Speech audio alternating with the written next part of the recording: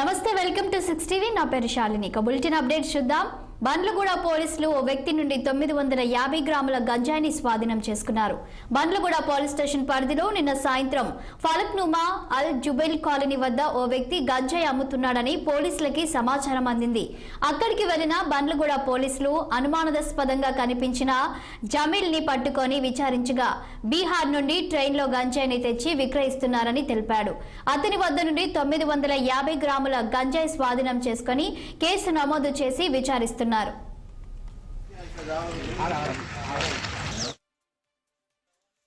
నిన్న సుమారుగా సాయంత్రం టైంలో మాకు ఒక నమ్మదగిన సమాచారం మేరకు ఫలక్నామా రైల్వే ట్రాక్ పక్కన అల్జుబెల్ కాలనీ ఏరియాలో వెళ్ళి నేను మరియు మా టీంతో పాటుగా వెళ్ళి సర్చ్ చేయగా ఒక వ్యక్తి అనుమానాస్పదం తిరుగుతుండు. వెంటనే మేము చెక్ చేయగా అతని వద్ద గంజాయి ఉన్నట్టుగా మాకు తెలిసింది.